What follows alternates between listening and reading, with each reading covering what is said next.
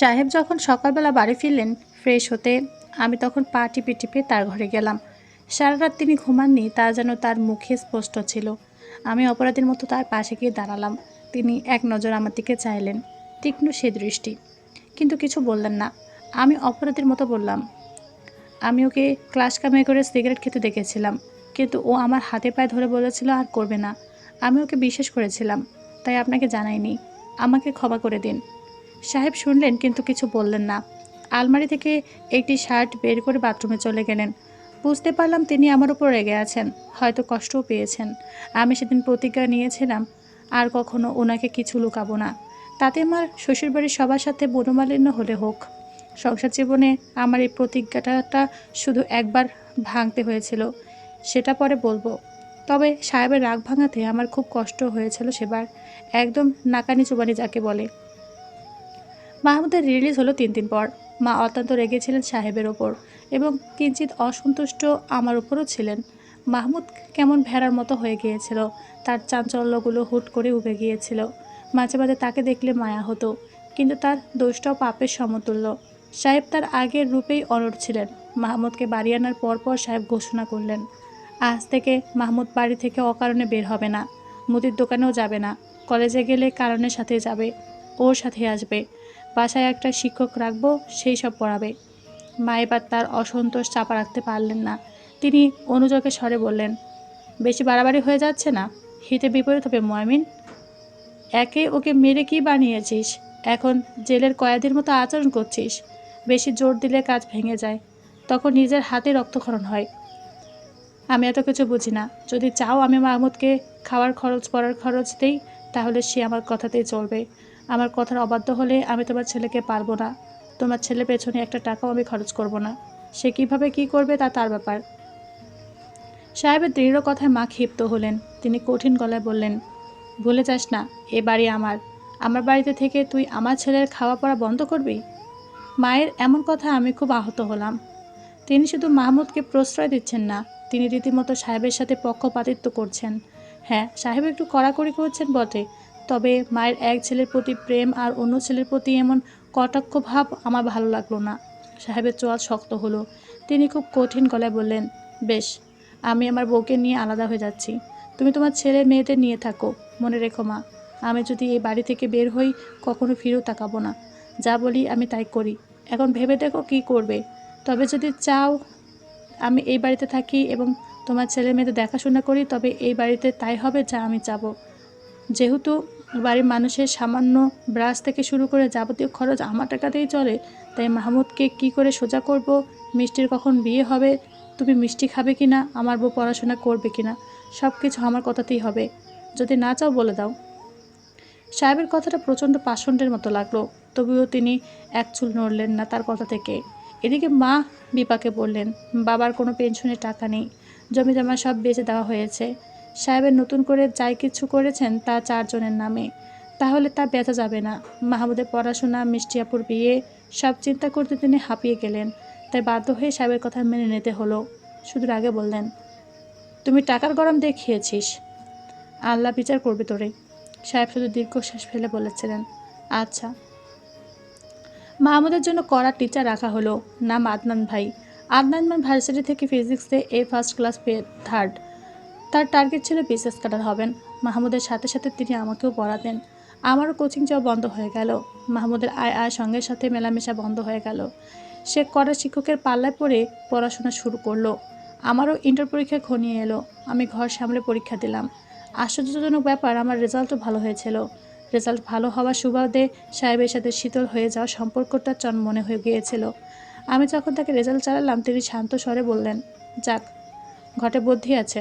কলেজের দ্বার পার হয়ে গেল অবশেষে। এখন কি পড়াশোনা করা হবে নাকি ইস্তফা? আমাকে চারুকলায় ভর্তি করাবেন?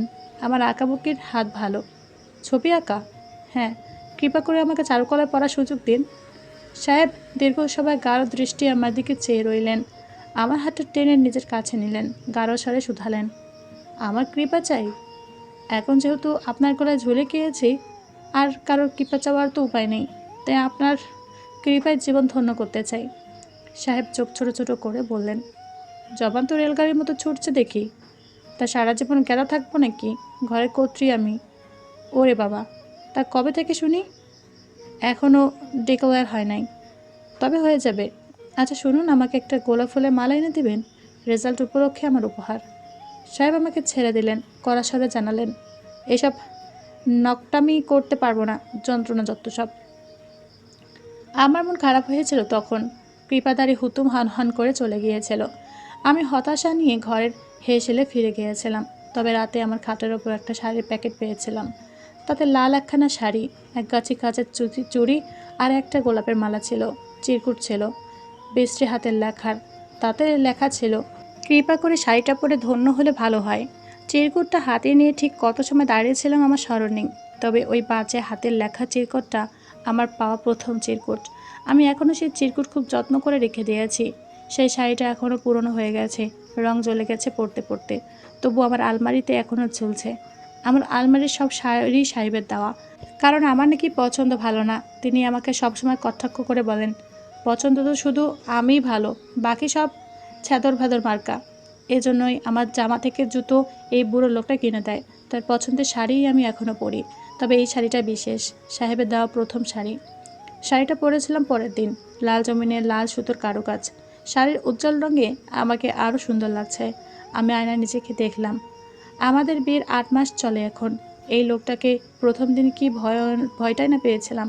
ভয়টা যে একেবারে কেটে গেছে তা বলবো না, তবে সেই ভয়ের সাথে আরেকটা অনুভূতি একটু একটু করে হৃদয়ে জড়ো হয়েছে। অনুভূতিটা শুধু শারীরিক নয়, এক বিচিত্র অনুভূতি। সাহেবের বকাঝকা আমার ভালো লাগে। তার কাছে আমার আবদার করতে দ্বিধা হয় না। ভরসার জায়গায় মনে হয় এই মানুষটাকেই। মানুষটা সে রাগী শ্যামমুখ স্ত্রী যখন ঘুমে শান্ত হয়ে থাকে, আমি চোখ মুখে দেখি।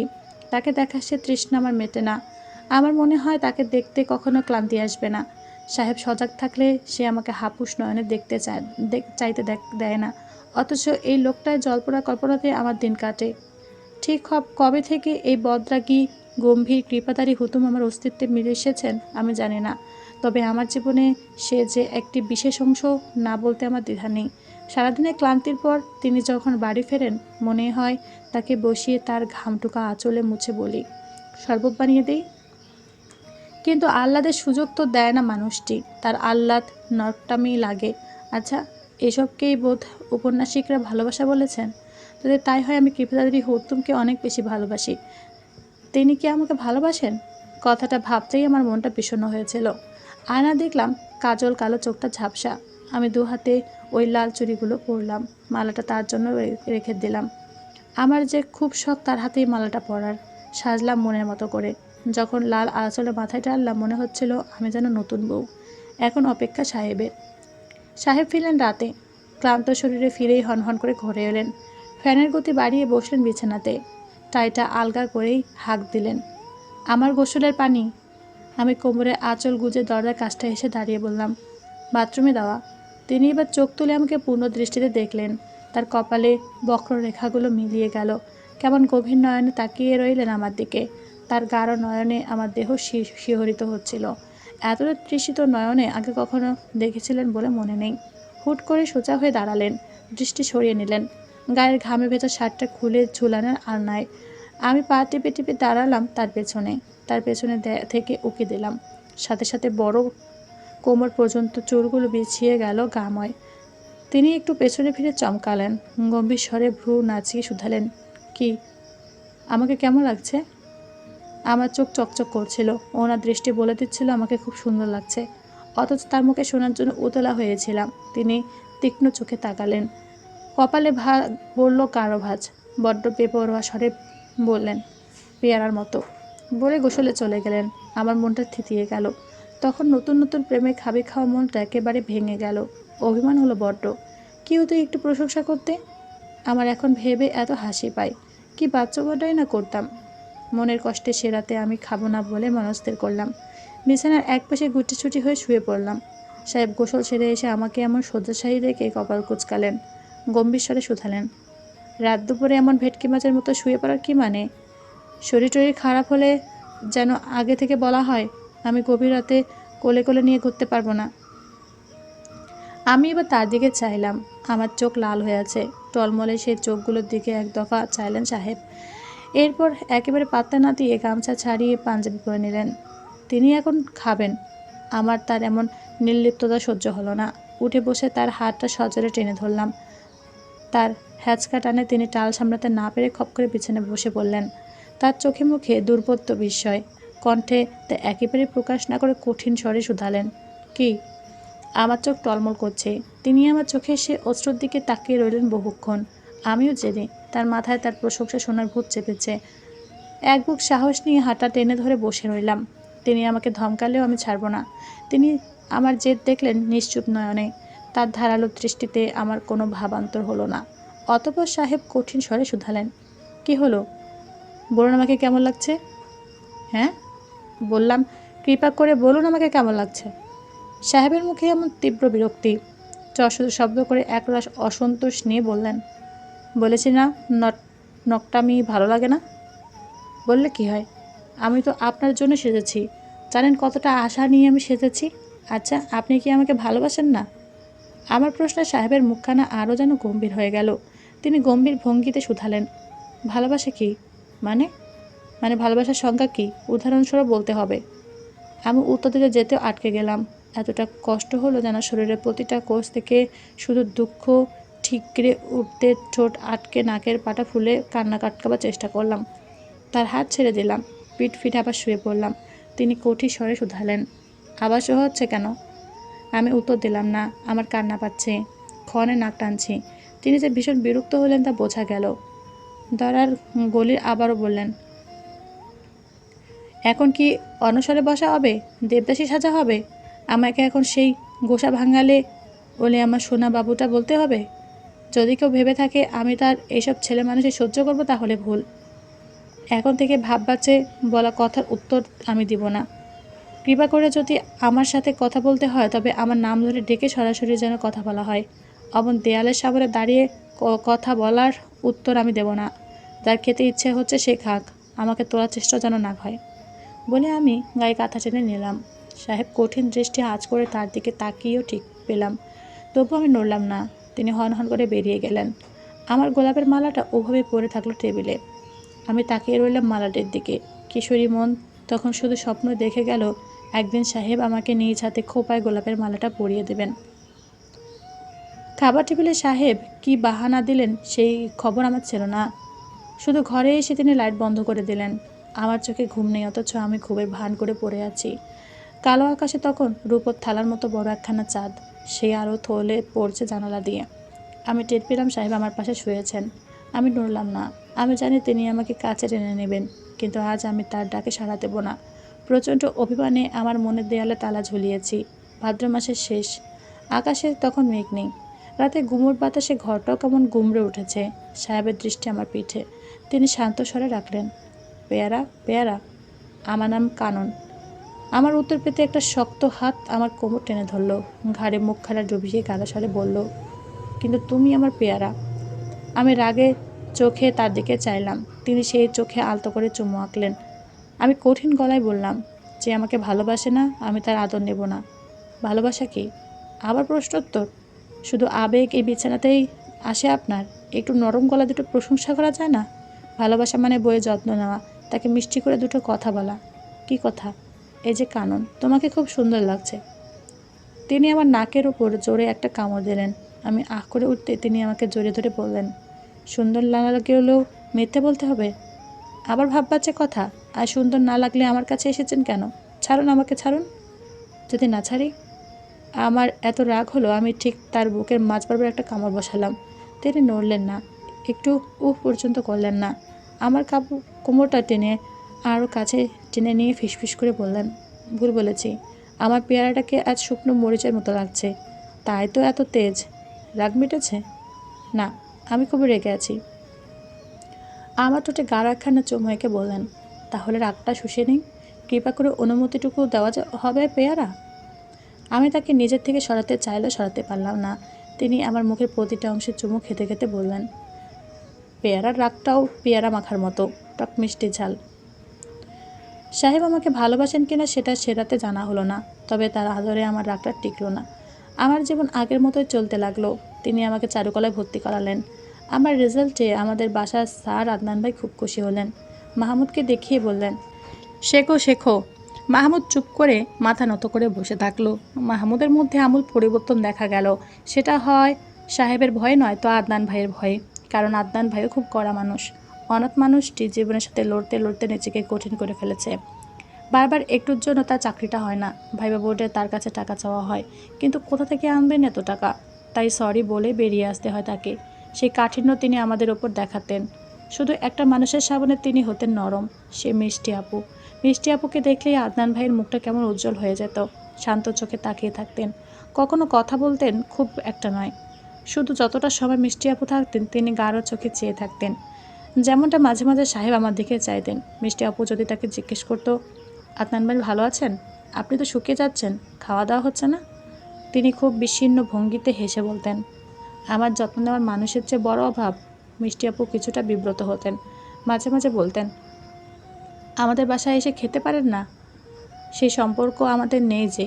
তুমি দাওয়াত দিলে আমি না করব না, কিন্তু সব সময় তো আসা যায় না। মিষ্টি আপু কথা বাড়াতেন না। চায়ের কাপটা রেখে মিষ্টি আপু চলে যেতেন। আদনান ভাইয়ার নীলেন চোখে তার যাওয়া দেখতেন। মিষ্টি আপুকে তিনি কি ভালোবাসেন? এমন নীরব ভালোবাসা বুঝি হয়? একদিন ঘরের পুরনো অ্যালবাম গোছাতে যেয়ে আমি সাহেবের জন্মদিন জানতে পারলাম। আমার শাশুড়ি মা ছবির পেছনে তারিখ এবং বয়স লিখে রাখতেন। সাহেবের একটি নাংটুপুংটু ছবি পেতেই দেখলাম তার পেছনে লেখা মুয়ামিন ৯-১০-১৯৬৬। ১ বছর ২ দিন। সেই থেকে বের করলাম ওনার জন্মদিন অক্টোবরের ৭ তারিখ। সেদিন ছিল অক্টোবরের ৬।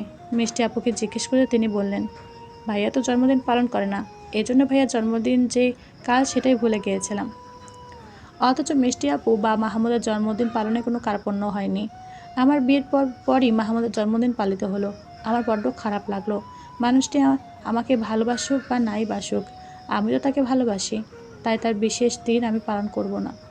পরদিন সকালে আমি বিশেষ নাস্তা বানালাম, যা তিনি ভালোবাসেন। টেবিলে গরু মাংস এবং পরোটা দেখে তার চোখ কপালে। অবাক গলায় শুধালেন, আজ কি প্রেসিডেন্ট বুশ আসছে বাসায়? এত রমরমা কেন? তোমার জন্মদিন উপলক্ষে ভাবে রান্না করেছে। মিষ্টি আপুর কথা সাহেব বিস্মিত চোখে আমার দিকে চাইলেন। কিছু বললেন না, চুপ করে খেলেন। অফিস যাওয়ার সময় শুধু শুধু বললেন, ঝালটা এরপর থেকে জেলার জন্য না দিয়ে শুধু এই বাসার মানুষের জন্য দিলেই হবে। আমার ইচ্ছেগুলো তার মাথাটা ফাটিয়ে দেয়। খুদ ধরা ছাড়া কি কিছুই পারে না লোকটা? কিন্তু নিজেকে বোঝালাম, আজ না, আজ না, সব কাল, সব কাল। উপহার হিসাবে একটা ছবি দেওয়ার পরিকল্পনা ছিল আমার। পুরো একদিন লাগিয়ে সাহেবের ছবিটা আঁকা শেষ করে অফিস থেকে ফিরতে আমি তার হাতে তুলে দিলাম। মিষ্টি করে বললাম, শুভ জন্মদিন। টাই ঢিলি করতে করতে তিনি ছবিটাকে অনেকক্ষণ দেখলেন। অতঃপর বললেন, আমার চেহারা এত বেরব জানা ছিল না তো। অবশ্য পেয়ারার থেকে এর থেকে বেশি আশাও করা যায় না। থাক, লাগবে না আপনার জন্য। আমি যেই কেড়ে নেবার জন্য হাতটা বাড়ালাম, তিনি হাতটা উঁচু করে ধরলেন। আমার ছোট উচ্চতা তার হাত অবধি যেতে পারল না। তিনি গম্ভীর গলায় বললেন, সেটা বলে তো হবে না। এই মুয়ামিন সরকারের কপালে যা একবার চলে আসে তা হাজার চেষ্টা করলেও কেউ কাটতে পারে না। তা ছবি হোক বা পেয়ারা, যা আমার তা আমারই। আমি হাল ছেড়ে দিলাম। এই লোকের সাথে ঝগড়া করা আর দেয়া মাথা ঠুকানো একই। তবে মনে একটা শান্তি, আমি তার, শুধুই তার। শাশুড়ি মায়ের অসন্তোষের পরও আমার কলেজে যাওয়া যত সময় হলো, তিনি বারে বারে বললেন, বউ কি চাকরি করবে নাকি? ওরা তো পড়ে কি হবে?